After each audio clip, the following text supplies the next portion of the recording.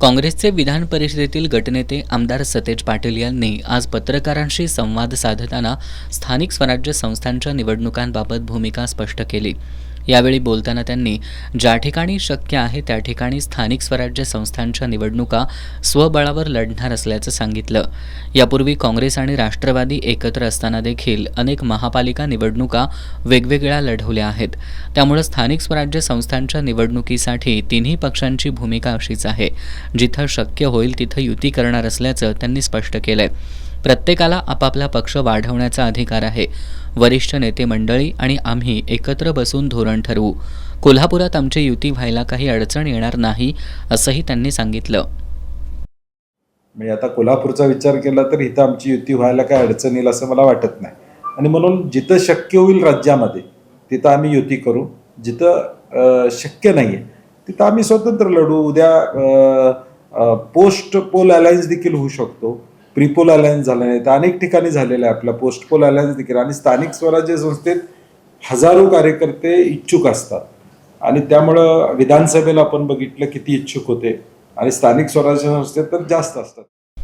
22 जानेवारीला सर्वोच्च न्यायालयात सुनावणी आहे। त्यानंतरच स्थानिक स्वराज्य संस्थांच्या निवडणुका लागणार काय हे कळेल।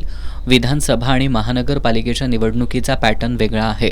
मुंबई महानगरपालिकेत पूर्वी काँग्रेस आणि नंतर उद्धव ठाकरे यांची देखील सत्ता राहिली आहे। सध्या राज्यातील जनता ही महायुतीच्या कारभाराला कंटाळलेली आहे। भाजपनं मुंबई महानगरपालिकेवर ठेवलेल्या कंट्रोलला जनता कंटाळली आहे। त्यामुळे जनता आमच्या बाजूने असेल असा विश्वास त्यांनी व्यक्त केला।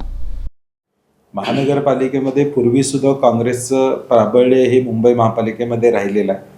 उद्धव ठाकरे साहेबांचंही प्राबल्य त्या ठिकाणी राहिलेलं आहे, आणि म्हणून लोक आता गेल्या 4 वर्षामध्ये प्रशासकाच्या कारभाराला या राज्यातले जनता कंटाळलेले आहे। म्हणजे प्रशासकानं अंधाधुंदी कारभार जो केला आहे। मुंबईत आज 1.5 लाख कोटीची कामं चालू आहेत। कुठनं पैसे देणार आहेत माहीत नाही। मुंबई महापालिकेमध्ये एवढे प्रोजेक्ट्स घेतलेले आहेत, आणि त्याच्या अनेक प्रकरणं आता बाहेर येत आहेत।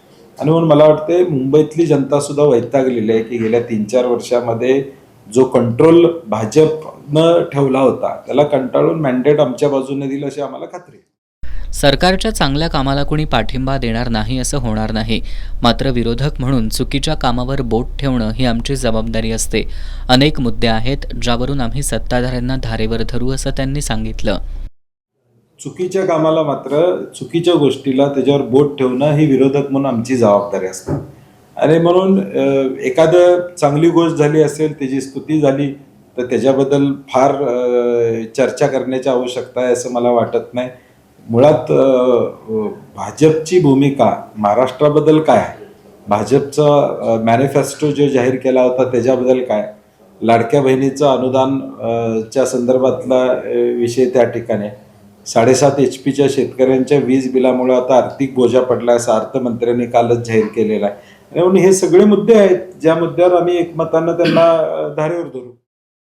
सरपंच संतोष देशमुख यांच्या हत्येप्रकरणी आरोपी अटक झालेले आहेत, मात्र चार्जशीटमध्ये काय येतं, आरोपींना सुटायला मदत होईल का, शिक्षा व्हायला मदत होईल हे यथावकाश कळेल, आणि सरकारची भूमिका किती प्रामाणिक आहे हे देखील दिसेल असंही त्यांनी सांगितलं। सरकारनं लाडकी बहीण संदर्भात जे 2 GR काढले होते त्या संदर्भात शासन स्पष्टपणे बोलत नसल्याचा आरोपही त्यांनी केला। सरकार स्थापन होऊन महिना झाला तरी पालकमंत्री मिळालेला नाही। पालकमंत्री पदावरून महायुतीमध्ये एकमत नसल्यानं महायुतीचं घोडं अडलंय अशी टीकाही त्यांनी केली।